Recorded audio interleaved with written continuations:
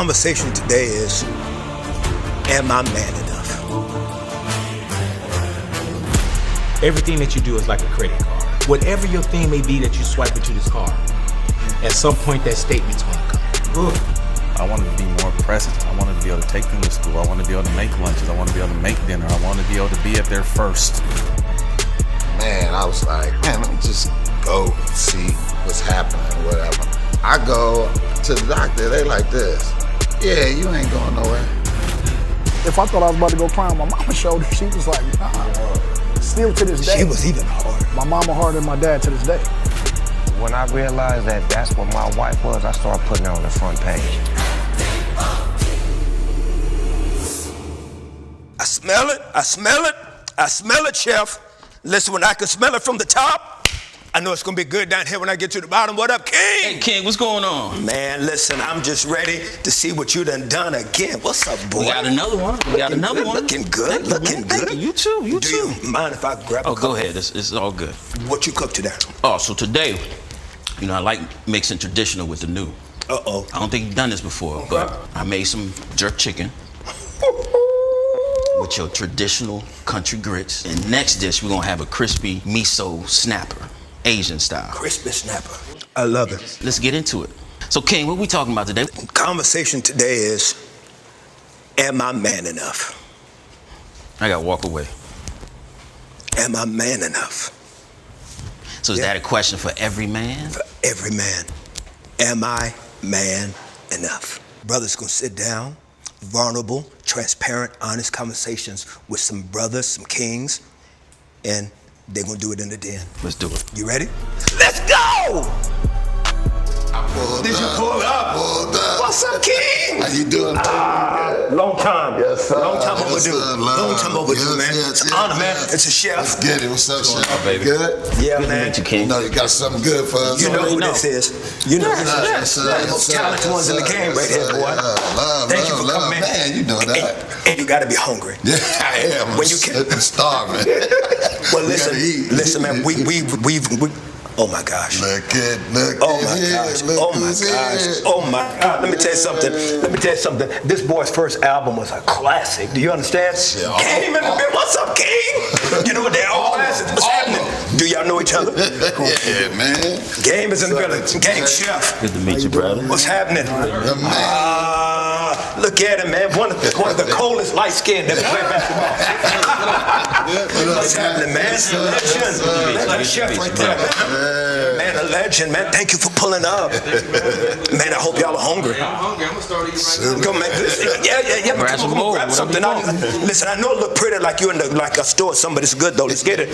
Big boy. Come on now, Yes, Kirk. How you doing, man? Honored, brother. honored, man. Thank you for pulling up. You know these brothers right here, man. Hello, boy. Yes, sir. Chef right there, man. Ooh, man. I'm gonna love your work. Oh, yeah. Definitely. You know who that is? Come on now, brother.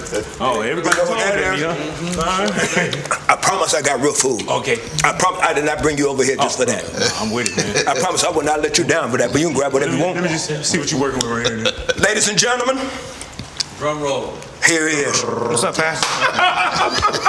What's up, sir? What's up with you, loved one? What's going on, man? I'm all great. You know these brothers in Come on, man. here? This is family right here. Baby. Let's see what's going on.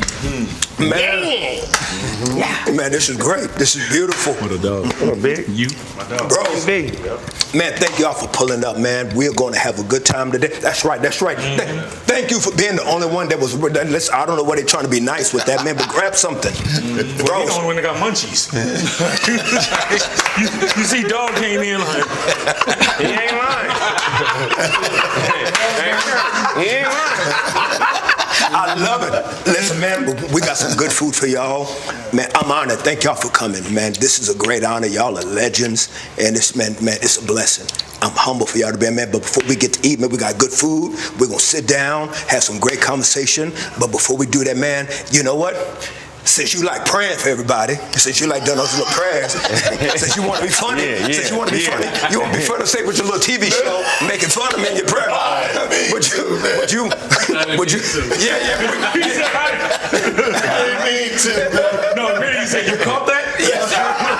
Yeah. Do us a favor, man. Would you mind saying grace over the food for me, brother? Oh, yeah. Come on, come on. All right, Come on. right now? Well, Okay. yeah, well, Okay. probably All right, here we Right go. now, Let's go. right now. Let's go. Lord, thank you for our food. Yes, Lord. And thank you for the animals and the fruit and the seasoning. And bless the chef. And Yes. bless us for being here as well. Yeah. Thank you in Jesus' name. Amen. Amen. Amen. I like you. You can go to my family reunion. You quick. I like you. Man, listen, you know what? Since we all in this church spirit, man, do me a favor before we get started, man.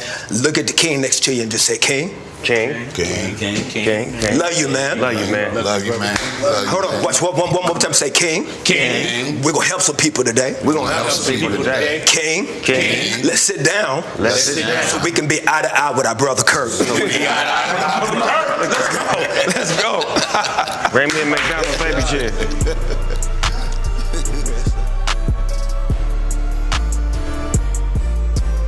This is probably one of the most incredible moments for me.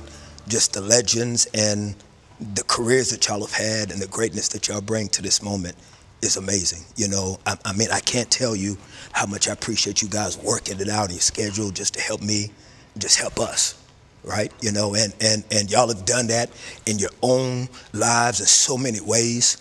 And just the conversation about being a man in 2025 is so complex, right? And so many people's identity of what it is to be strong, what it is to be sensitive, what it is to be vulnerable, what it is to be real and honest.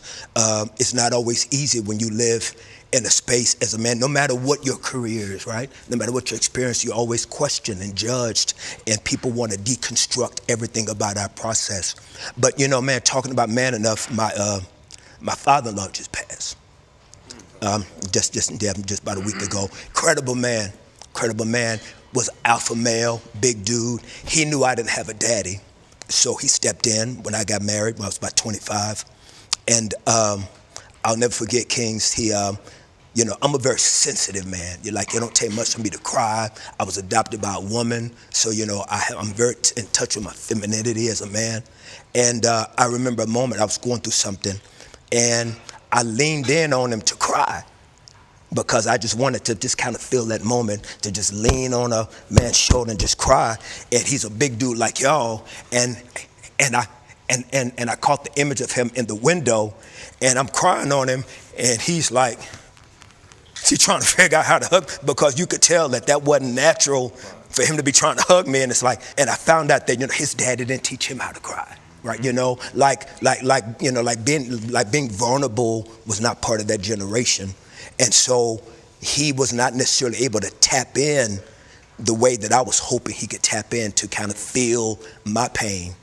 And I want to ask y'all, man, when was the last time something in life, something good, something bad, something difficult, that you were able to tap into that moment where you shed some tears? Or were you taught as a young man to not shed tears? Yeah, I would say we just had this conversation on our show with Jason Wilson. Oh, yeah. And we had the discussion, literally, it's been almost 30 years for me. You know, and I mean, within that time, I lost my mom, been divorced. Wait a minute, you say 30 years for what? Since I've cried. Wait a minute. Yeah. I don't know, I think we live in a society now that it is okay for black men to express their feelings, but we didn't come from that. That's new. Our kids are in this. We came crying as a sign of weakness, toughen up, you know, get over it, man up, whatever the saying used to be where you were from, but crying wasn't accepted. So that's something, one thing is funny, like literally talked about it in counseling, talked about it on the show, that I've been trying to really unleash, because I know everybody needs a good cry, I just haven't had one in, man, probably 30 years. Not even like the birth of your children or anything? Nah, like excitement, happiness, but like an actual cry. You know, I haven't, you know, like I said, in that time, I've had amazing experiences with the birth of children, and obviously unfortunate with the loss of my mom and my, you know, divorce and everything that comes along, retirement. There's a lot of opportunities, I think, but they just never, you know, losing Kobe. There's a lot of different things, losing Nip. There's a lot of different things you would think that would make you tap into stuff like that, but it just never really happened. I'm looking for, hopefully it's a joyful cry. That's what, you know, That's what it's gonna be. God willing. Yeah. Let me ask you, gang, for you to be in the same career space as somebody that you looked up to, and to know all of the images that y'all have to be accepted in the world that you come from. And you've been excellent at what you've done for a minute. How did it feel? How does it feel for you to know that somebody in your world shares that level of emotion? For me, so me and Dog, we met outside before I became, me. We met, I was on Langershon getting some gas, and Dog was getting some gas. Of course, he was with, his guys, and protected and loved. He had his, all his guys, as he should be. It's Snoop Dogg. And me, I was in a Monte Carlo, just getting some gas, man, trying to, go to the studio. And I asked Dog, I was like, hey man, I just went for it. I was like, hey man, I got a song I want you to get on. And he was like, what's your name? And I was like, man, they call me Gang. And I said, I met you when Minister Farrakhan was speaking at the Coliseum, a few years ago, like a year ago. And I told you then, he didn't remember, and I knew he wasn't gonna remember. But that day, man, we went across the street to Rodney Jerkins' studio. Rodney Jerkins was letting me use the studio to record. Dog came right there, man, got on the song. And that blew my mind. And it was, it burst me. Because after that, I was like, damn. Like, I'm talking about across the street in the moment. We did the song, and that was it. But Dog, man, he know what it is with me. I've been, of course, it's Snoop, right? So we all grew up watching Snoop. But his thing, he always been vulnerable. And so I always knew that I could be vulnerable from the gate. You know what I'm saying? It's just like my emotions, it's like, like Matt said, my daddy I got beat down if a tear fell. Let a tear fall, and we all got beat down. My dad had this thing, it was a bread holder called the Board of Education. He would drill holes in it. God rest his soul. I got my fade when I got a little older with my pops over there. Because he gave me one of those ultimatums. He said, well, when you feel like you there, we're going in the backyard. So I turned 19. And what'd you do? We went in the backyard, but I already knew he had bad knees. Wait a minute, hold on. You went in the backyard to do what? I told him I was ready. For what? For the fade. Okay. I'm not trying to be funny, but can somebody explain to me what the fade is? Yeah, he told me ever since I was little, when I got to that point, I was ready to, throw them hands and give retribution for everything I felt he did to me. We can go in the backyard. So one day, he was, I think he was watching Coming to America, something in his room, laid out, had his little Levi Daisy Duke shorts on. Back in the day, the pops used to wear the fro. I was about 19, and I was like, I'm ready. And he already knew. He was like, oh, he got up quick. We went in the backyard, and I got my one. That's all we need is one. How did he respond to you? Oh, he lost. And all jokes aside, he didn't like that. And we didn't speak for maybe like 2 weeks. He couldn't deal with that. He couldn't believe he lost. But I knew he had bad knees and he was a little slower. And I mean, this is young. I'm the tallest person in my family. So I was there. I was ready, and I was quick. So damn, man, I got a question for you, bro, man. When you hear about that generation always encouraging us as men to hold that back, looking at our generation, how old are you, D? 54. You're 54. Okay, so I mean, you're close same age. Mm-hmm. Do you think that helped us or hurt us? I think it hurt us, really. I mean, because, a lot of us have like daughters and stuff, and if you can't really be like emotional with your daughter or your kids or something like that, then I think you're missing out. Yes. And you're missing out on teaching them how to be. You know what I mean? I didn't have like no father or nothing like that, so my mother just raised me, so I cried all the time. And if she cried, I cried, like period. You know what I mean? So I grew up with a lot of emotion. You know what I mean? There wasn't no like father to tell me not to do this, man up. I ain't never been told man up or none of that. You know what I mean? My mother just, she was the father and the mother. Wow. You know what I mean? She was both, whatever, as best as she could be. You know what I mean? So. Do you think that being able to tap into that type of emotion for you as a man, do you think it helped you? Yeah, I think so, because I wouldn't probably be doing what I'm doing now, you know what I mean, if I didn't feel. And also, I think it helps you with just being in certain places, if I feel like I shouldn't be in this room, I'm out. You know what I mean? It's like it's the same. It's a feeling you tap into. That's like if I go somewhere and it feel weird, I'm leaving. You know what I mean? It's that same feeling that you have when you watching a movie or you fall in love or whatever. That's why that tripped me out when you said that. You was like, you ain't cried in 30 years. I was like, wow. Well, hey, so I had, not to cut you off, but I had reservations about it, and then while we sitting here in real time, I thought about it, and I thought like, his skin could just be a little bit tougher than everybody's, and that's not a bad thing.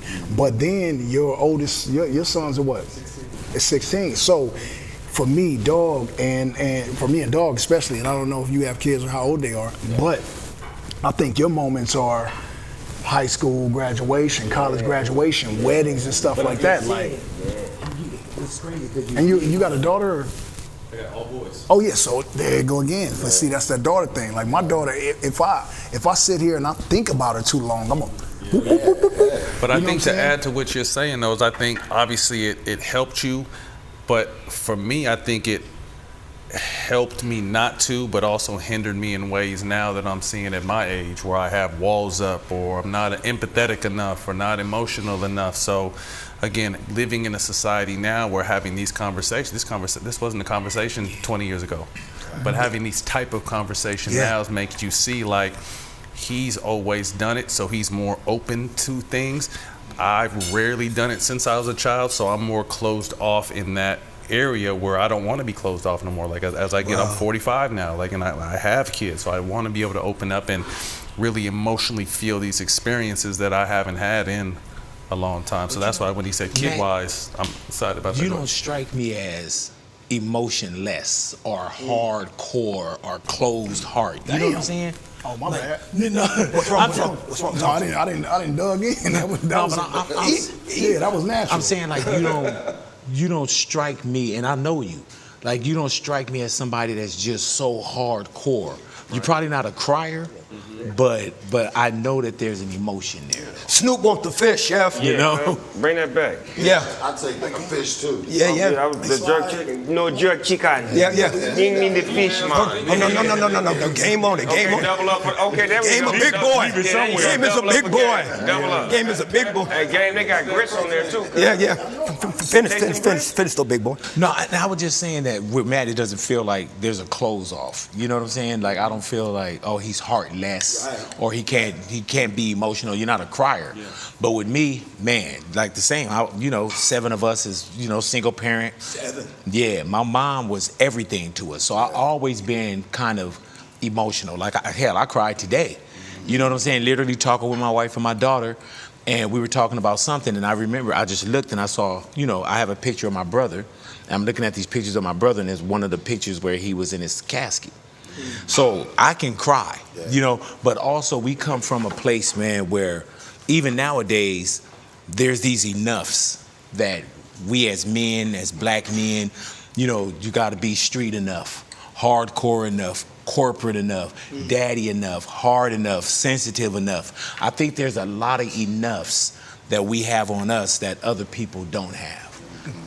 And when you say we, or us, to my black men, yes. Now, and people got their own enoughs. Now give us some more of that. I think that's good. Give us even black enough. Yeah. There's black enough. And I think now, man, that there's so many different avenues for communication that you can sit and congregate with different people now. Like how we were saying, you couldn't talk about your emotions at one point.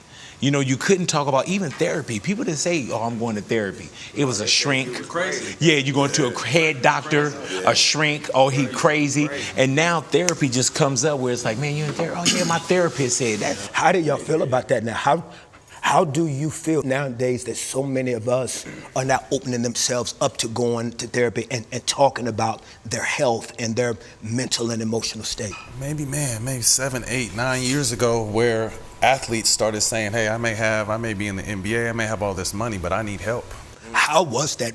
You know what? I would love to know from you since you... Well, I think it was great, and not to cut you off, because I feel like obviously we're all in a place of influence from what our professions have been, and when we say stuff, it moves people, and we can say it as a parent and go one in our kid's ear and out the other. But if Snoop talks to the twins, it's gonna, oh shit, my dad said that, but Snoop said it. So you know what I mean? Yeah. So I just think when people like Paul George and Kevin Love and DeMar DeRozan came out and said, hey, this life is great, but I'm hurting. I'm still struggling inside. I think it kind of gave people, well, damn, if NBA champ or he's made this much money or played this long, if they can admit it, I think it just really kind of opened up the doors for people to start. And those are just two examples, or those are examples that I saw. I'm sure there's been other examples, but when people athletes are looked at as superheroes, and if a superhero can say, hey, it's okay to ask for help, or hey, it's okay to cry, or if Snoop or Game or Big Boy, if his president, or on the comedy stage, if we letting people know, hey, it's okay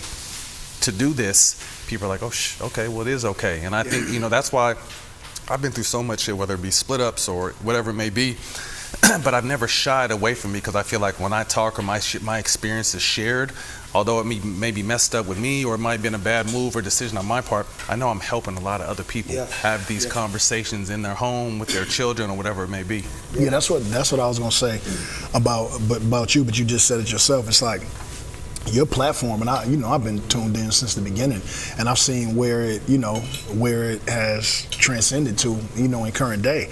And I mean, you allow people to come on and be vulnerable, people whose stories, who didn't win championships or who didn't go as far as the Jordans and the Pippins, but who made an impact in the league, different athletes and different entertainers. You have a platform, you and Stack, where y'all allow people to be vulnerable. And I'm saying that every episode, even the one I was on, like, y'all allow me to be me. So even, after the cameras, stop rolling and the lights turn off, you might have to have a moment with Matt, maybe in the car when you get home, and pull from that platform. You know what I'm saying? Because you provide counsel, you provide a brotherhood. You know what I'm saying? So it's like you can take from that. So between that and as your boys, get older and older and older, like you can just tap into that. It's just like with me. I was told if you cry, what's gonna happen after that? So for me, I tell my kids, look, have your moment. How long you need? I ask them, I talk to them in real time, how long you need?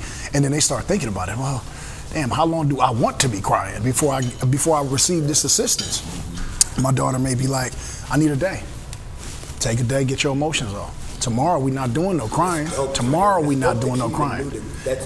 Yeah, because I need both. I need you to have both. Get it all out, so then we can have a real conversation. Because I can't sit there and advise you while you huffing and puffing. Because we're not going to get anywhere like that, and that's just not how I parent. But I do parent wholeheartedly. I want you to get all your emotions out. Don't hide nothing from me. Well, I tell my daughter, she's 15. If it's a guy you like, I want to know his name. I want to talk to him, and I want to guide you through that, and I want to make sure that his parents know to guide him through that. So if y'all, like each other, she only allowed to like. We can't use the boyfriend word yet. I told her, look, I said, hey, once you get to 12th grade and it's time to start talking about prom and all that, then you can introduce me to Jake or Jack or whoever it is. But right now, focus on school. If you like a boy, y'all go to the Orange County Fair and chill and all that. If I meet the parents. But I say all that to say, I just want my kids to love and trust me. I don't want there to be any secrets with me and my parenthood. That's not, because I couldn't get those emotions off. My mom was tough, my daddy was tough. And my mom was from Hoover, my daddy was from Nutty Block, and they was both crippin', and you couldn't. Those are gangs. Oh yeah. Kirk, like what chapters? Hold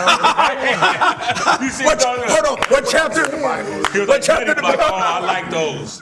They don't sell those anymore. Those little Nutty Blocks. Well, God rest my father's soul. I couldn't go lean on him. It was a brick wall. And then if I thought I was about to go cry on my mama's shoulder, she was like, nah. Still to this day. She was even harder. My mama harder than my dad to this day. How did you feel, Dion, the first time you ever showed that level of emotion around a woman in your life and she made you feel covered? Did she make you feel covered, or did you feel weak in front of her? I think she made me feel weak. She was like, I think I confessed my love to this girl a long time ago. I was like nervous and really like, man, I really like you. And she was like, just looking at me like what you shaking for and shit? Like,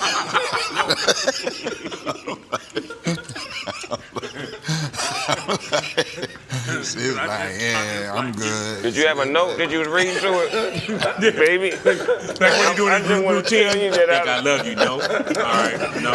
Okay. I just want to say sorry now if I laugh and you say some serious shit and I laugh. Because I just know watching you, some funny shit is coming. Is it hard to be serious? You know how some people, we're so used to seeing you laugh and be the icebreaker and be the comic relief. Does it throw people off? Because I get it sometimes. With what I do, I get people that'll say, man, are you all right? If I'm quiet because they're so used to my radio show and being funny and all that kind of stuff. No, I let down a lot of people. Yeah. They meet. See? No, for real. They meet me and I'm just quiet, and they just be like, "Why you ain't throwing no pies in your face? And why you ain't acting silly?" And it's like, nah. See, when it comes to comedy, well, at least with me learning is what my whole material is about. If I'm too busy talking, I can't learn. And I'd rather shut up, learn people worlds, learn what they going through, what they doing.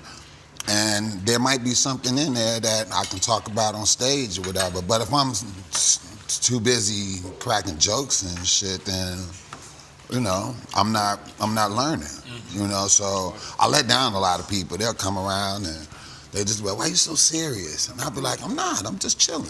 You know what I want to ask him, big boy, and I can ask you as well, or just any of y'all, is for him to show his emotion for the first time to a girl and to be vulnerable like that, and it didn't turn out the best way. Sometimes I wonder, do women understand the type of power that they can either give us or take from us when we show these moments of vulnerability and they don't know how to respond to it? Sometimes, like when I was in my 20s and my 30s, it was just an exchange. You know what I'm saying? It was, hey, I'm giving you this, we having our moment, and then I'm gonna get back to my life, you get back to yours. No emotions because you're young. Everybody got their whole life ahead of them.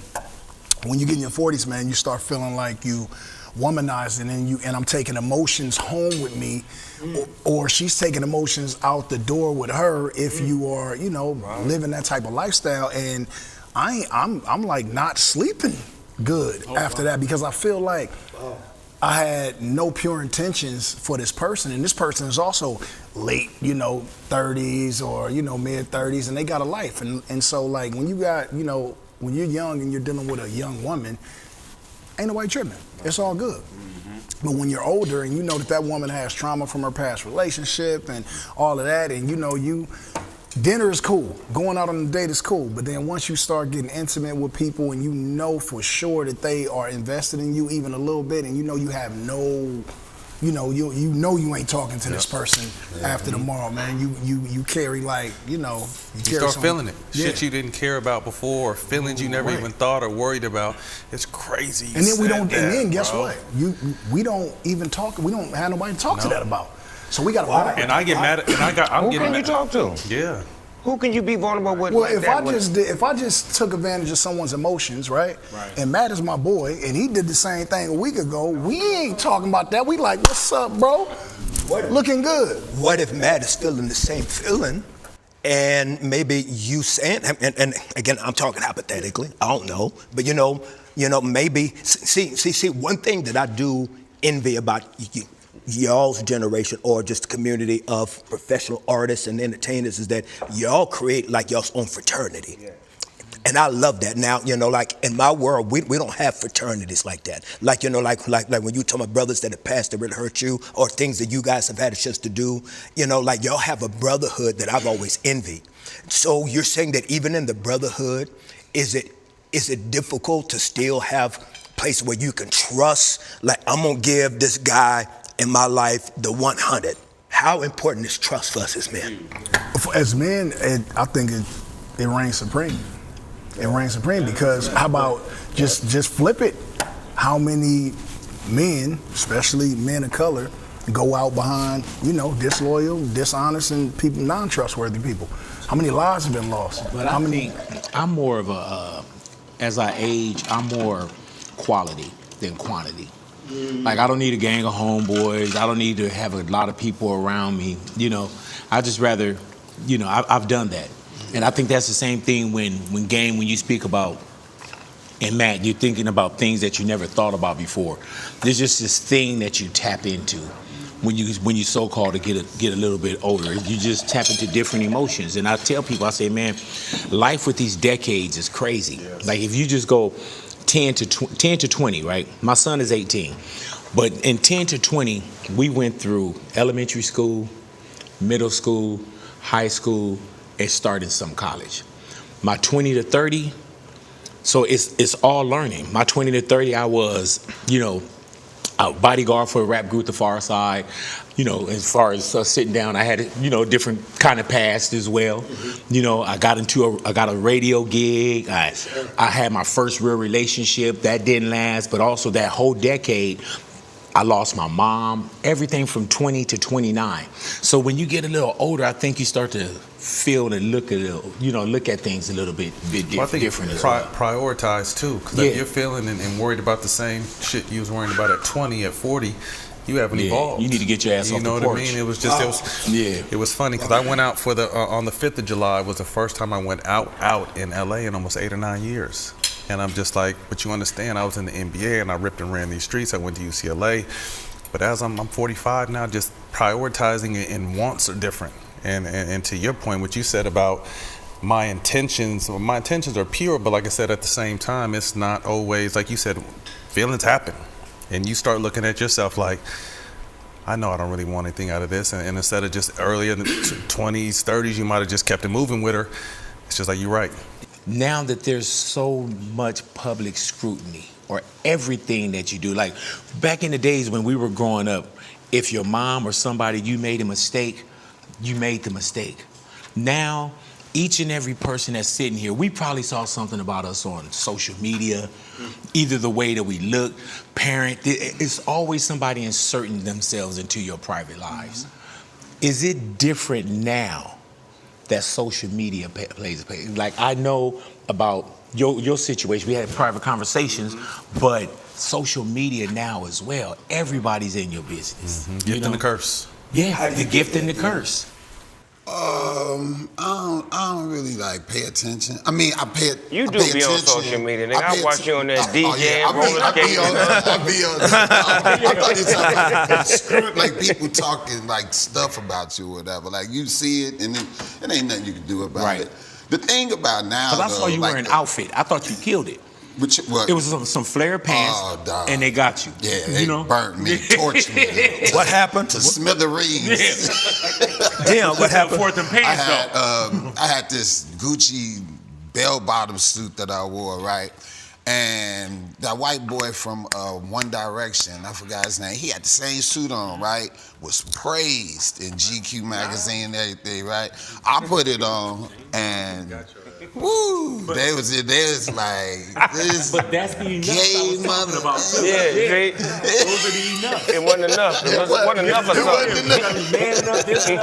I have a question, even with that big boy. How do y'all feel that all of that, because when you do have to pay attention, even when you're not trying to pay attention, like it's almost like being in a room that you may not be doing something in, but whoever's doing something in the room, you still become impacted by it, right? How do you think that is affecting us as black men when it comes to our mental health? Always even having to downplay what somebody's saying about you, or trying to fight yourself to not lean into it or worry about it. Think about it, man. Like life is already hard enough. Yeah, but look, black people are so hard on black people. It's like, wow, it blows my mind sometimes. Why do we already know what we're going through, just in America, but we add stress to we so hard on each other, man. It's ridiculous. I don't worry, and I can't speak for everyone, I don't worry about us because we're set in our ways. We've been through so much, the shit bounces. I worry about our kids. Yeah. Because like you said, to Big's point, we got to fuck up privately. Yeah. Some of us, it came a little earlier than others, but for the most part, social media wasn't a part of our growing pains. I couldn't imagine today. You know what I mean? Like, so I look at my kids, and I'm like, it's totally different. Like bullying, when you went to school, if you got bullied to about 8 to 2 o'clock. Now it's 24 hours on social media. Now it's being shared. Now, like, it's a different world. But you saying that just brought me back to my pops and you know, our era, even the eras before me with you and Dog, where he was like, don't cry, right? And you know, if you cry, like, that stuff don't affect me because of that. So it had its pros and cons. You know what I'm saying? Because if my son sees somebody talking about him crazy on the internet, man, he get emotional about that. And I do think it's important for people watching that this is not something that is exclusive to people that may have a position or maybe popular, that the things we're talking about, just this black man, everyday black man thing. And I think that even listening to y'all, it's just so inspiring to hear that even though y'all have been on some of the biggest stages in the world, that in that private space, you still have to navigate, how am I gonna be a daddy? How am I gonna deal with my emotions? How am I gonna deal? And a lot of times, unfortunately, as men, we don't always get the real estate to figure out how we're gonna deal with our emotions. And sometimes we kind of fall into the things that have kind of been the same cycles that we struggle with throughout millennia, whether, you know, you try to find your space through, like, one thing I wanted to ask y'all, if y'all have experienced this, is I think that one of the biggest misconceptions for women about men is that women think that when it comes to them, we're always looking for them, that it's always the end result has to be sexual. Women don't realize that the power that they have to be able to say something encouraging to us, just to tell us they believe in us, just to tell us that they think that we can make it, that those little words for men can be as pleasing often as the physical touch. Yeah, I just like feminine energy. Me too. Me too. It don't really have nothing to do with sex. It's I just like them around. Like they just. Right. It's I don't know. It's a calmness. It's a calmness that I. Do you think that's because me and you were raised by our mamas? Maybe, because I mean, you bring that up. Yeah, probably. Just I'm comfortable around women. You know, I mean, I'm comfortable around my guys and stuff, but it's just a different feel, you know what I mean? Kirk, do you think you missed anything? Oh, yes. Oh, yes. Because my mom raised me, right? And now that I'm a dad, I'm wondering, like, did I miss anything? And I went and did some counseling. From who you mean? Say it again? That you wonder if you missed what? Like say, for instance, like, if you missed having your dad in the household. Mm-hmm. You know, you can't miss what you never had, but you do miss it. And I remember I went to counseling at a place called the Hoffman Institute a few years ago, right? And I never had the daddy thing. Like, man, we like this because of my dad. We were homeless because my dad was here. My mom didn't even say those kind of things. So I never had that miss my dad. I never had that, it's, you know, take your dad to school day kind of thing. I never missed him. And so I went and I did some therapy, right? And you took these 25 cards, one of the sessions where you take 25 cards and you write down these patterns that you got from your mom. And I wrote down the 25 patterns, and then it was like, oh, you know, take 25 cards for your dad. And I told my teacher, I said, you know, I don't know my dad, so I don't have any patterns. And he was like, write something down for your dad. He comes back around, I have these blank cards still. I'm like, I don't have anything from my dad. I have no patterns that I got from my dad. So then he said, now I know through your paperwork your dad wasn't there. What did you miss? And dude, at like 52 years of age, I'm like, I do have patterns from my dad. I had to teach my son how to stand up and urinate. Nobody else could like that. Like I'm the dad. So I find myself being over dad sometimes because I didn't have that. And with you, did you feel like there were some things without having your dad in your household that either you overcompensated for, or how does a dad become a dad? Gotcha. Well, you know, mine was even pressed even more because I was adopted, so I didn't have a mama or I'd have a mama or a daddy, right? And my therapist told me that I have what's called attachment disorder. Is that they said that every child should lay at the breast of their mother, and a child that doesn't give a chance to lay at the breast of their mother has a hard time connecting with things. And so I have a hard time sometimes really going to the deeper level of things because I was never told, and I'm not trying to play out the violin because I know Snoop, you said, man, you'll cry quick. I'm like you on that, brother, I'll cry quick. Is that, you know, I I was never told that I was gonna be something. Like I never was told I was good. I was never told you're gonna be something. So I'm always looking for that level of approval and acceptance. And for me, it was very hard for me to differentiate the difference between love and sex. How old were you guys when you got to the place where you were able to understand the difference between love and Before sex? we answer, can you answer that? Reverse Uno. Your son sat down and peed? No, he was a kid. You know, like, yeah. Like, there you go. No, you said you told him. No, you know when you first sit down, you potty train it. And then, do you have any kids? All right, yeah. You ever say, oh, yeah. So they potty train him first. Yeah. Hey, man, I love how he came back minutes later. Like, he was over there like... And he took a serious moment, too. I just couldn't let that pass. All right, sorry, brother. No, don't worry about it, brother. Don't worry about it. This motherfucker. I love that he held on to it like. And he was probably sitting there like, nobody gonna ask? And you know, in his defense, man, when you sit down for number two, you get a little off, you know. You know. Man. I'm sorry, go ahead. No, that was good. I think that, man, that is a great question. It's because I think that you. Remember the question. Love and sex. When did he realize the difference? When did I really? Well, you know, of course, I've been married for a long time, but I even see how not being whole and understanding a lot, it traveled with me even through my marriage.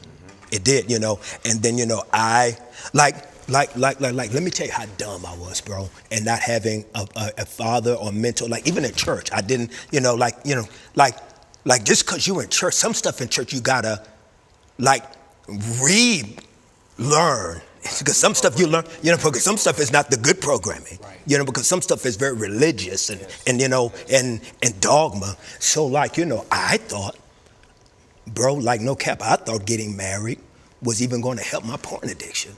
I was 25 years old and I thought getting married was going to help fix me, it's because I didn't want to be living in sin and all of that. And I thought it was going to, and I found out, right after I said I do, it's like, it didn't fix those things. So I had to really go through these journeys that I can still find myself on. It's because I'm still trying to divorce the love I never got from my mama, and that everybody becomes a victim of what I didn't have. So this is where it's about to get real. So basically, porn for me, I've never been addicted to porn, but I've used porn to suppress the urge, right? Because if I watch me a good porn, and I come from the, Jake Steve, black cheerleader, number 97. Oh yeah, Jake Steve, Jake Steve. Can you tell me what y'all talking about? Having no Hey, so Jake Steve was a porno star, man. So what I'm saying is, I found myself as an adult, like, you know what? I'm not gonna cheat on my girl today. I'm just watching porn because I know I'm gonna get my rocks off watching the porn, and then after I watch the porn, not today, man. Come on, man. Hey, Dion, get him. No, but after I watch the porn, get my rocks up, I don't be thinking about no woman. You know what I'm saying? For about a week, 2 weeks.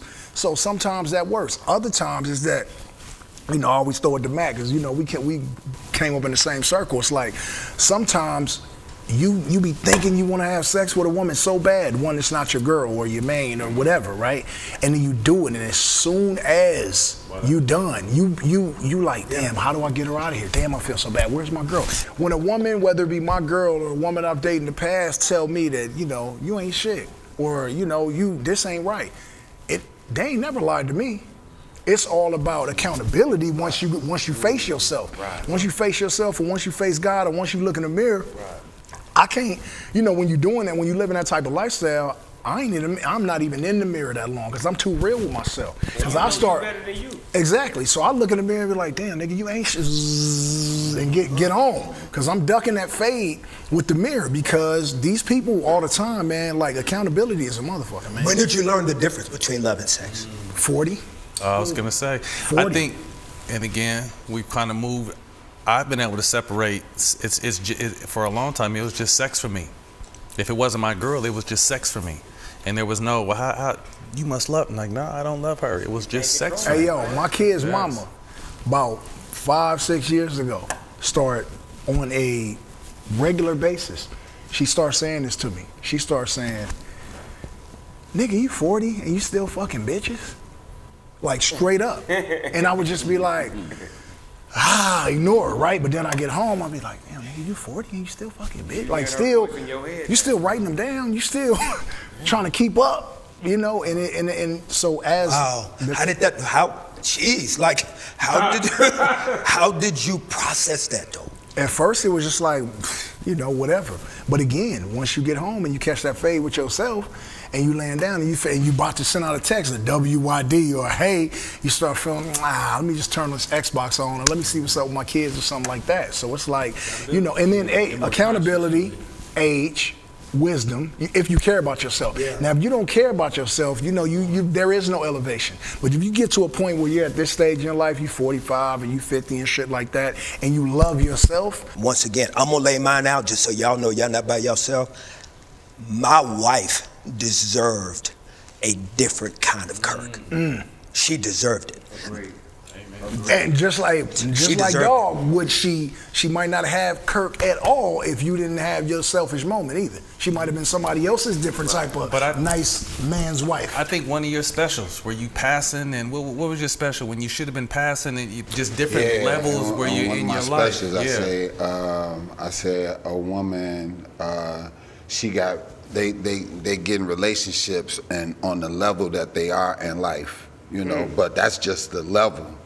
Like, that guy is good for that level, not life. And so you should be like, I gotta keep moving up. I gotta keep growing. I like know that. What I mean? And if he don't grow with you, then you gotta grow apart. Yeah. And I also think too, to piggyback off that, because I just saw something that was crazy, like the divorce rate for professional athletes is above 70%.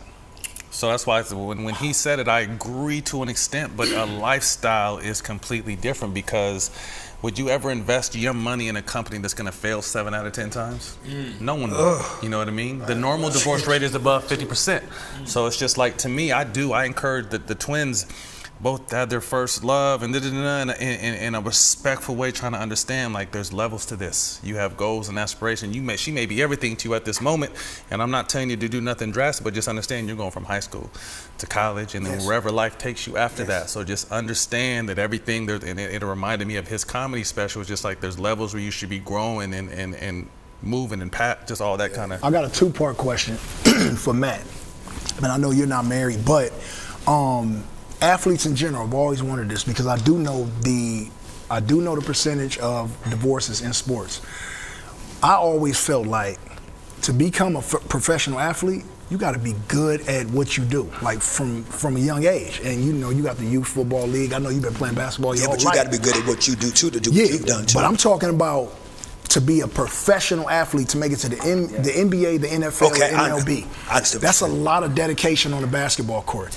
Less social skills, because you've been really playing this sport your entire life. So once you get up there and you get into a relationship, you might not have had the time the dog or game had to be with the girls and all that, because after school, 3 o'clock, I was over here. You know, hey, what's up? And you was at practice till 7, go home, take a shower, and then shit, you know? So I think the question is it possible that with all that disconnect, you know, in young athletes' lives, like, you know, from the time that they're young, when, you know, you go to the I like a girl stage, you just don't have time, all the way to the NBA, right? And your season takes you away for how many? 8 months out of 12. Look, so again, you're only home for home games, and it's quick because you're back on the road. So after 17 years of being married to somebody and being a professional athlete, how well do you guys know each other on a day-to-day basis? Because then when you retire and you come home every single day, y'all ain't in 18 years, y'all ain't been with each other every day. Yes. What does that look like? And then on top of that, we messing up the road. They get in a routine without us around. Exactly. Yes. We coming in messing up their routine with the kids' schedule and bedtime and plays and practice and all this. That's a good question. And when you get to the arena every day, when he gets to the arena every day, you got a routine. People waiting at your beck and call. Your foot ain't feeling right. You got somebody massaging your shoulders every day. Then when you get home, game. Listen. I struggle, and I be in my mind feeling insecure and feeling all down the way I see my 4 kids treat their mama. Like, man, they will call their mama almost every day, and the way they love on their mama. And sometimes I be like, I paid for everything, whatever. But I got to look, because what you said, I have to humbly submit to it. I'm gone. She wiping snot and vomit. She up. Doing the woo-woo, it's like, you know what I mean? Like I'm on the road, I'm gone. And I've got to submit to the fact that I will never win their heart like she does. And I've got to humble myself to that. You know what I did, Kirk? But it ain't easy. You know what I did, Kirk? When I realized that that's what my wife was, I started putting her on the front page. I know. I seen when you did it. I seen when it started too. And I used to always keep her on the back page. And when she started, when I started to see what she meant to me and how she's my foundation, I put her You on. step back. Yes. I seen Get out the way and let her. But very intentional though. Very I intentional. want you to finish, but because you were about to. No, I was just saying, my personal experience was, I retired in year 15, the first year into a 3-year deal. I won a championship with Golden State, had 2 more years under my deal, but retired for the moment you were talking about. I wanted to be more present. I wanted to be able to take them to school. I wanted to be able to make lunches. I wanted to be able to make dinner. I wanted to be able to be at their first. You know what I call that? I wanted to be able I call to that the Lennox be Lewis. their coach. That's the Lennox Lewis. Lennox Lewis didn't wait till he couldn't speak, or he had, he had CTE. He was like, you know what? I'm still the champ. I'm good. I'm gonna get out of here now. And so that's the thing. Because you can't get none of this back. No. All the time we missed with our kids, my twins in particular, all the times I missed, and once they got older, they were able to start traveling with me and coming on the plane and coming to the hotels and missing school. But there was just times where I missed the first of so many different things. Man, wait. Do you think that? That's why. To me, it's just different levels, because I feel like when I got a little bit older, I was more, because I was married in my early 30s. When he said I became a man at 37, I felt 37, 38. When I really couldn't look myself in the mirror at 40, although I was still fucking up, I was able to look myself in the mirror and understand it, start taking that accountability. I think, dog, you said it when you said it's a feeling. Yeah. Because I didn't have my first son my first child until I was 38. And at that time, you meet the right person.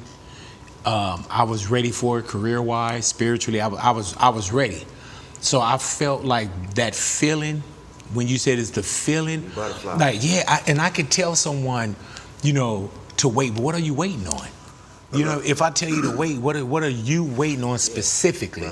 If I say, man, wait on that. I know people that got married to their high school sweethearts that's doing extremely well. And then I know some, hello. Look, do you all go through this though as well? Like, you're gone because you got to be on the road, you got to ball, shows, concerts, whatever, radio, whatever. And you have these shows, you got to work, you know what I mean? But then when you do come around your kid and y'all go out and you hang out, do you steal that time? Because of who you are, does it outshine the time that you have with your kid when you go out? It feels like a weirdo. Because everybody's on you. Well, you know what? Not on Dan. Sometimes I feel like a weirdo because that domestic muscle. Sometimes I find myself, and I don't know how you feel like. How many kids you have? One.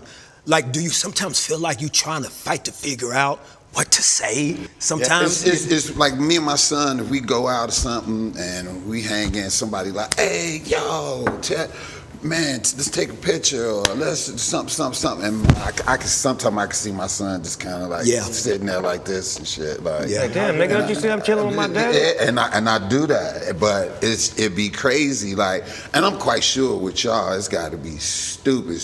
You know what I mean? But like, if I'm going through that, it's like I was just wondering, like, do you all feel like you cheating your kid by not giving them? No, I think what That's a great question. I think what it is the time that you making with them, you making that time. Mm-hmm. Right. And long as you making time, you making time. Because we make time for bullshit, but you making time for real shit. So to me, the key is that you making time, and you just got to pick the right settings to take them to where you ain't dealing with that celebrityism. You can take them to places where you can lock up, and I could rent out a theater, or I could rent out Universal for a day, or certain things you could do to be like, okay, I'm finna show you what I do got as far as me being a celebrity, but it's me and you, not me being accessible to the whole game.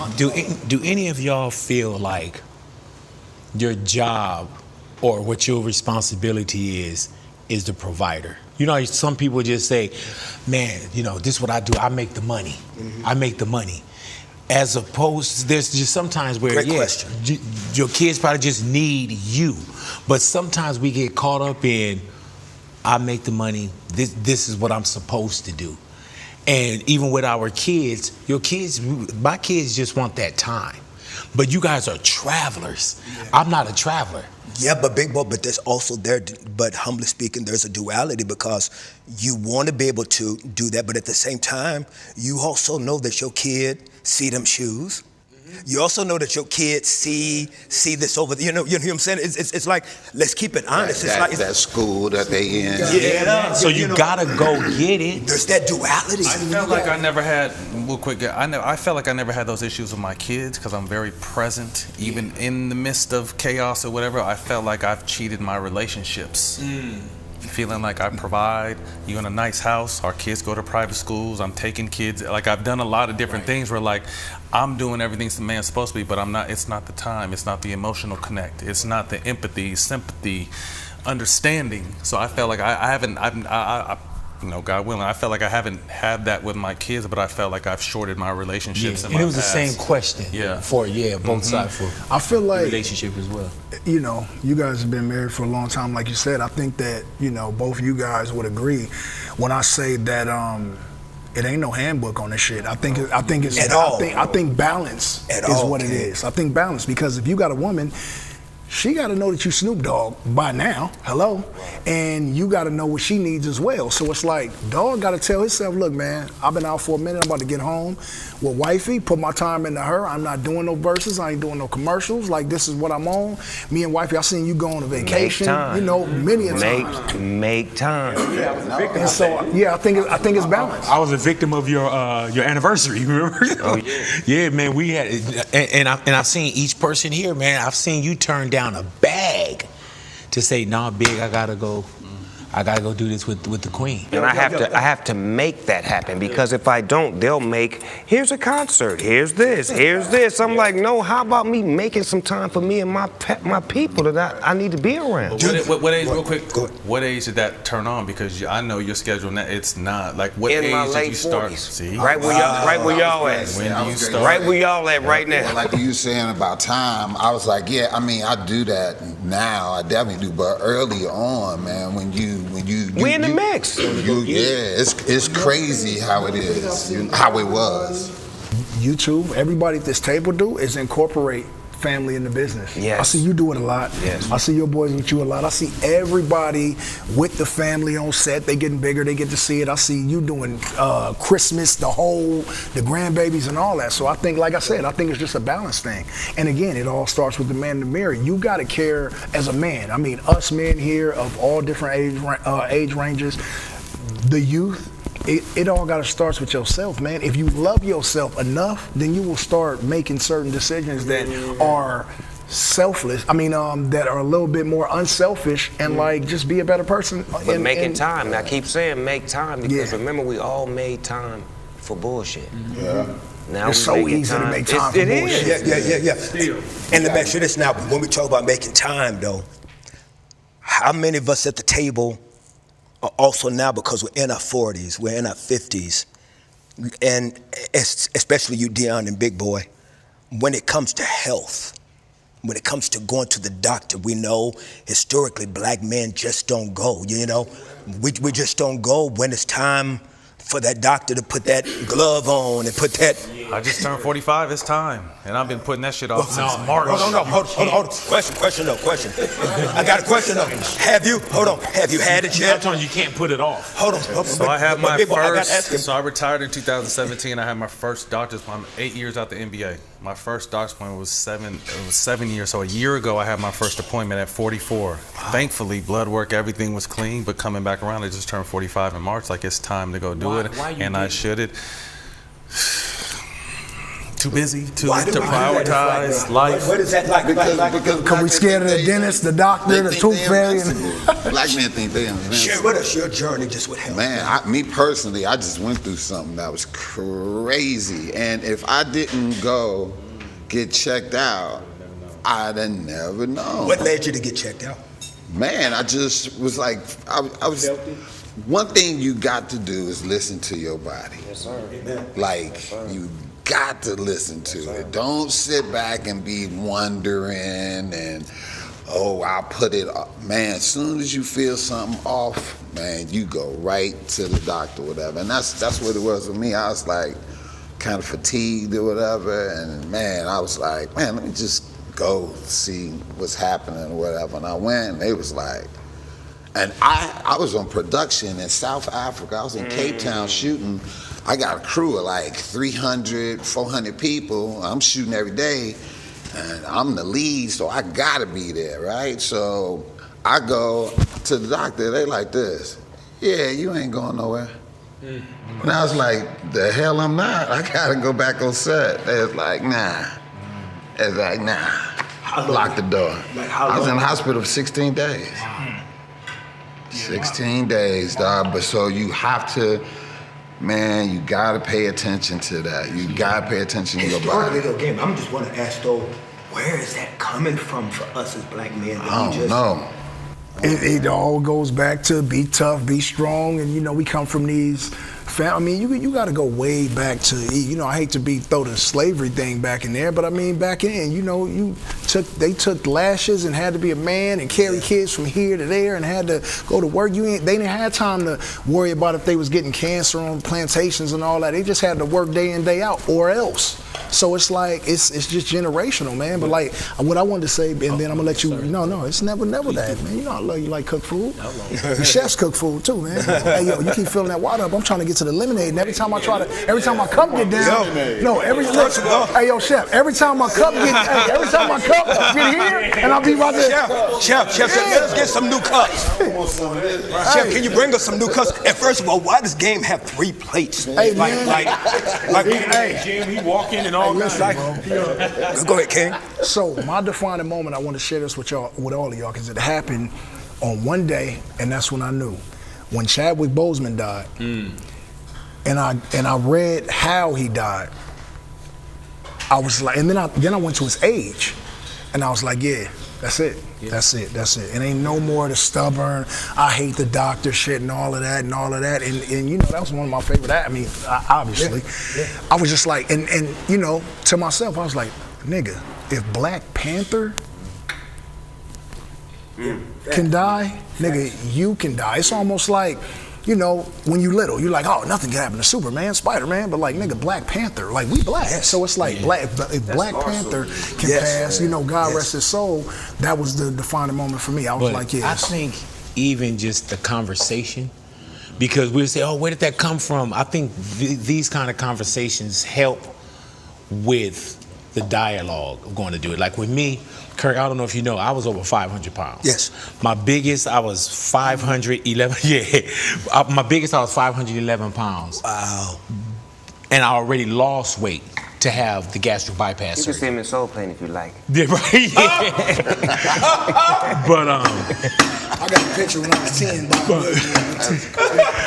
But he does have it's crazy because now, even with, you know, going to the doctor, and I've always been on now the ounce of prevention, pound of cure.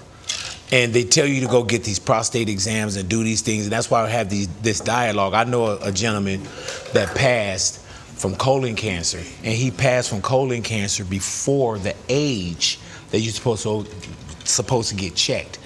And I tell people, man, with life, with me, I'm over 500 pounds. And I tell people, I say, man, everything that you do is like a credit card.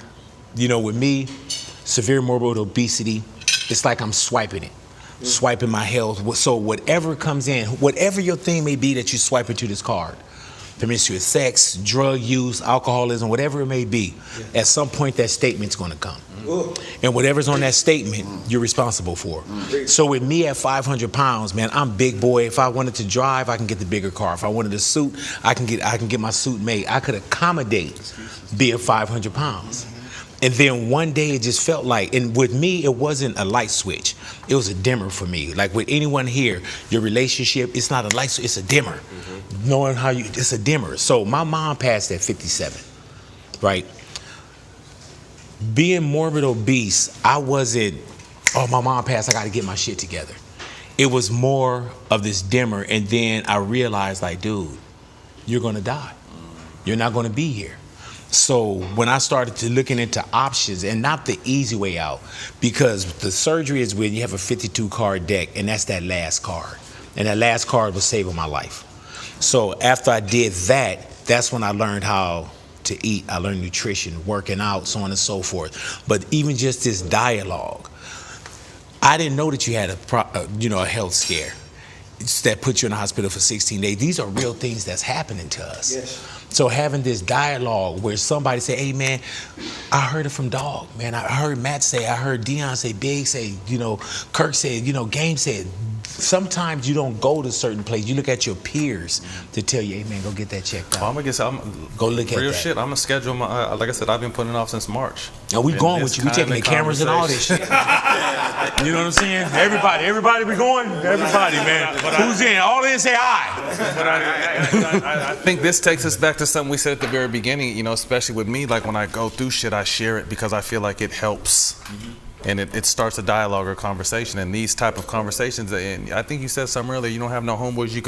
We do have homeboys like that, but when we're around them, it's not those. Like that's just not it's other shit we talking about. It may be family, it may be personal, but it may never get that deep. You know what I mean? Because a lot of us, especially in the circles we've been in, there's not very many people you can really trust, whether it be relationship, health. Shit I'm going through with my kids, so it's just like most of the time we just find a way to keep it in and keep moving. Which is crazy for a community of people that have always been ostracized, always been minimized and oppressed. You would think that we could have a village amongst each other, that we can trust each other with everything, but unfortunately we haven't gotten it yet. But I do see progress. But you got to think about what we have right now, Kirk. You just knocked down a whole new door where others are going to want to come sit down and have a free meal and talk about these types of things because the meal was so good. I want to come back. Even we not scheduled. Mix me in with some other brothers. Dog back there smoking with a plate. Nah, man, that means a lot, man. Thank you. Me personally, man, like I'm trying to do better with this these days. Dog can tell you, I done flaked on Dog about 5, 10, 12 times. You getting better though, gang. And so once I looked at the reels you did and the work you've been doing on this particular show, I was like, I got to be a part of that. Wow. I have to be a part of that. Really? And if you know me, like I did this my boy, so of course I went and did that. But I get requests all day. You know what I'm saying? And I didn't flake on my own homie. Wow. But this right here, this is special, man. And this it's great dialogue too. Wow. And when you think about all the smoke and certain places, safe spaces. Safe spaces. Well, we don't have to worry about our publicist calling us saying, "Hey, man, why did you do that interview with Kirk Franklin? You shouldn't have said that." This is one of those things where the publicist will be excited for the fact that we were able to do this without their permission, and without their blessing. That's what's so beautiful, right? Yeah. and you got to create it, man. And we were so used to waiting for green lights in production and is this company, and when you just say, I'm going to do it myself. Well, let me say this though, Kirk. There are so many different podcasts and shows with negative energy and things for the wrong reasons. Like, I was going to create something like this, not like this, but like this, to where it could be beautiful conversation, peace, and not so much about who's going to jail, who's in trouble, what's wrong with him, but uplifting. So you beat me to the punch, so that's why I'm here to support you and let you know I got your back whenever you need me, and any of my connections is yours. And you have you got one of the biggest comedians in the world, one of the biggest rappers, another one of the biggest rappers, the biggest voices in the world, sir. One of the biggest sports podcasters in the world. You come on now. Yeah, this is great, man. No, this is you. What you're doing, man, is phenomenal. It's needed, because there isn't no space for a lot of people to talk or even hear these kind of conversations. Like we were just talking about health or whatever. Some people hearing you right now talking about you about to go get checked out. I guarantee it's gonna be at least 50 men going, man, let me go get checked out. Let me ask you this, Kirk. Why did you and your team and your people create Den of Kings? Well, first of all, I'm humbled that y'all came, and I'm very blessed by y'all's kind words. That is super kind of y'all. This just came from a birthday dinner. I've always had dinner with my bros, and I've always loved asking questions over dinner. I mean, so this is just something I've done my whole life, just talking, asking questions over dinner, because again, I didn't have family, I didn't have siblings, I didn't have cousins. So when I would get around people, I was inquisitive. I wanted to ask questions, you know what I'm saying? And so I'm always nosy, you know what I'm saying? Like I want to learn. I love learning. And so my 55th birthday this year, my partners Phil Thornton, incredible Phil Thornton and Ron Hill, they were like, you know what, man? Let's try to make this a show. And we financed it our own. Like we didn't have no backing, you know what I'm saying?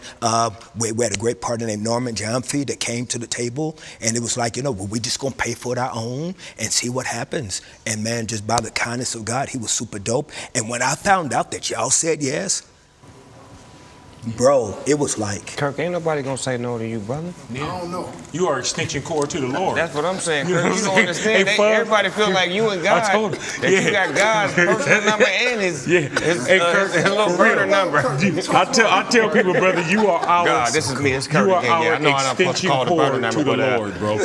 Like we plugged in, but some of our extension, you're the extension cord. We plugged in. We plugged into you. Well, to get a little closer. Well, I want you to know everybody at the table got the same number I got. So he love us and rocking with us all the same, and I'm always want people to know that, because I know how I can feel like sometimes people, it may seem like somebody else got a VIP hookup, man, but what I love about how dope God is, he don't say no to nobody. Exactly. He don't say no to nobody. And you give us confirmation, Kirk, because we got a lot of family members that sometimes they don't question who we are or what we do, but when they see us in the presence of you, it makes them feel comfortable with knowing that we took those lessons and those messages that they gave us as kids into our adulthood. And you got us to put the guard down, because if you think so obviously we've all matured at our older age, but gangster rap, NBA bad boy, funny, radio, it's just like they wouldn't expect it from the versatility you gave for you to be able to break down these. And we talked about it, having a comfortable environment. My favorite thing on my show was when people said, I've never said this, or I've never talked about this, and that lets me know how comfortable they are sharing. So when you create a safe space with real, genuine love and affection and care, you're going to be able to break down the walls of anybody. And the name is powerful, bro. Den of Kings. Yeah, beautiful. And so for all women who are in adult relationships with black men, create a safe space, because we need it. And even my daughter, 15, I tell her how to, talk to her brothers, how to check on them, check on your brother. I make sure my kids are doing that. But yeah, man, this is the first time I've ever done anything like this. Wow. I got Dog. Tyrese reach out to me all the time. If he see anything, he gonna reach out. But Dog, when my dad died, Dog talked to me for an hour, man. Wow. Hour, See, man, straight, strong. Listen, man.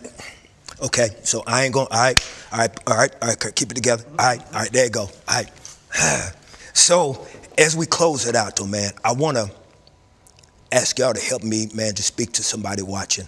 Man, we live in a culture where black men are always getting beat up, you know what I mean? That they're always being, just marginalized and minimized, and somebody's watching. It's like, well, man, I'm not a star, I'm not a celebrity, I'm not this, but what can we say to somebody watching that, and I'm gonna go ahead and say it like this. I know some people get mad at me, so I'm sorry if I say it now already, that the world makes them feel like shit. Can y'all say something, just somebody, everybody go around the table and speak to the king and a man watching who has forgotten that he is one?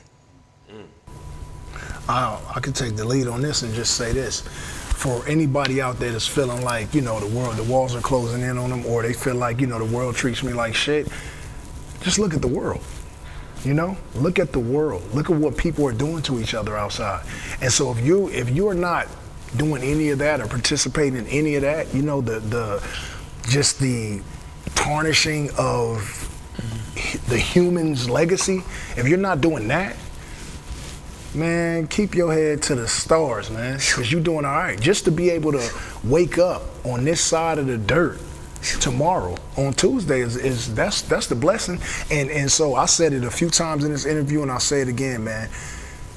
Stay in the mirror longer than how you in the gym and you working out, and then your trainer tell you push through, don't stop until you can feel it. That's when the muscle gonna build. Stay in that mirror and talk to yourself. Holler at yourself for longer than me, because I ducked the man in the mirror for so long, because I don't want anybody telling me what I am and what I'm not, even when they're right. I don't want to look at that. I don't want to hear it, even from myself in the mirror. Some days I brush my teeth and I walk. You ever brush your teeth and walk through the house? Mm-hmm. Yeah, exactly. So we all know. Mm-hmm. Brush your teeth in the mirror, man. Look straight at yourself and brush your teeth, man. That's good. You know what I'm saying? And so anybody out there that's feeling, less than because, somebody made them feel that way and all of that, and you got to know that hurt people. So anybody telling you that or making you feel like that, they got their own traumas, man. And so, you can lead with love and tell them, you know what, tomorrow gonna be better. Fuck they head up. You know what I'm saying? Come on, man, keep that going. When you look in that mirror, you either can say, we made a difference, or we tricked them. And there's a lot of people who look in that mirror and be like, we tricked them again today. Let's get ready for tomorrow. And if you can live with that, man, as a black man in America, then go ahead. And there's a lot of people who do that. They wake up every morning going, we tricked them. But you gotta go in that mirror and you gotta be like, yo, we made a difference. We failed today. Yes, we're gonna get back up. Yes, sir. We did well today or whatever, but just keep on going, man, because can't nobody be you but you. What's that saying? Be you because everybody else is taken. Yeah. That's good. I would say too, run your race. I think we're all chasing a mythical goal where we see, especially within the social media era, where you think everyone's doing better than you, but the truth is it's not the truth. That's good. And I think being able to run your race, that's good. Being a good person, and understand that the grass is greener where you water it. It's not always greener on the other side. It's where you put your time and your effort and your focus and your dedication. I'm someone who literally just went through a separation at the beginning of this year, and I've been through all different types of counseling, but until I surrendered myself to the Word and to the Lord, it's starting to click. I'm in church every Sunday, I'm reading, but none of this would have happened until I really surrendered myself. So to me, it's running your race, understanding, where you put your time and effort in to get better, you'll continue, and then be a good person. I think we live in a crazy world today where it's just so much negativity and hate and separation more than I feel like we've been since we got here. So to be able to run your race and be a good person, and don't be afraid to ask for help. I think we're in the stage now, and this conversation showed you, don't be afraid to ask for help or talk to the homie or go get some professional help, because there's people out here that want to listen and want to help.